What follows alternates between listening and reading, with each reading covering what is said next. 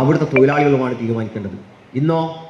ഇന്ന് ചുങ്കത്തറ പഞ്ചായത്തിൽ എന്ത് പ്രവൃത്തിയാണ് തൊഴിലാളികൾക്ക് കൊടുക്കേണ്ടത് എന്ന് തീരുമാനിക്കുന്നത് കേന്ദ്ര ഗവൺമെൻറ് നിശ്ചയിക്കപ്പെട്ടിട്ടുള്ള ഒരു NGO ആണ്, ഒരു ഏജൻസിയാണ്. അവർക്ക് ചുങ്കത്തറയിലെ, നിലമ്പൂരിലെ, മലപ്പുറത്തെ, വയനാട്ടിലെ, കോട്ടയത്തെ പ്രാദേശിക സാധ്യതകളൊന്നും പരിഗണിക്കാതെയുള്ള തൊഴിലവസരങ്ങൾ തിരഞ്ഞെടുക്കപ്പെട്ടാൽ തൊഴിലാളികളുടെ ഉള്ള തൊഴിൽ നഷ്ടപ്പെടാൻ വേണ്ടി പോവുകയാണ്. ഒന്ന്. രണ്ടാമത്തേത്, ഇപ്പോൾ BJP-ക്കാർ ചില വീടുകളിൽ കയറി പറയുന്നത് എന്താ അറിയോ? ഈ കമ്മ്യൂണിസ്റ്റുകാരുടെ വലയിലൊന്നും നിങ്ങൾ വീഴരുതട്ടോ, കർഷക തൊഴിലാളികളുടെ വലയിൽ വീഴരുത്. കാരണം എന്താ?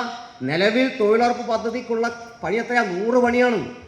ഈ നരേന്ദ്രമോദി ഇതാ നിങ്ങളോട് സ്നേഹം കൊണ്ട്, വല്ലാത്ത സ്നേഹ വായ്പ കൊണ്ട് 125 തൊഴിലാക്കി വർദ്ധിപ്പിച്ചിരിക്കുന്നു. അപ്പം നമ്മുടെ തൊഴിലുറപ്പ് പദ്ധതിക്ക് വന്ന സ്ത്രീകൾക്ക് ആവേശമാണ്. 25 ആയില്ലേ? നരേന്ദ്രമോദിനെ കുറ്റം പറയാൻ പാടുണ്ടോ?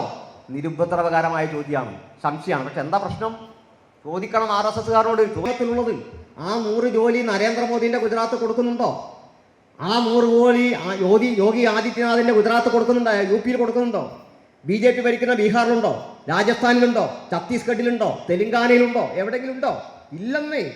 ഇന്ത്യ രാജ്യത്ത് 100 ജോലിയിൽ 68 ജോലി കൊടുക്കുന്ന ഒരൊറ്റ സംസ്ഥാനം ഇന്ത്യയിലുള്ളൂ. അത് കമ്മ്യൂണിസ്റ്റുകാരൻ വെച്ചിരുന്ന കേരളമായിരുന്നു ഇന്നലെ വരെ. ഗുജറാത്ത് 35 തൊഴിൽ ദിനം കൊടുക്കുമ്പോൾ, UP 40 തൊഴിൽ ദിനം കൊടുക്കുമ്പോൾ നമ്മളാണ് 68 കൊടുത്തത്. എന്നിട്ട് നമുക്ക് പോലും 100 കൊടുക്കാൻ കഴിഞ്ഞിട്ടില്ല.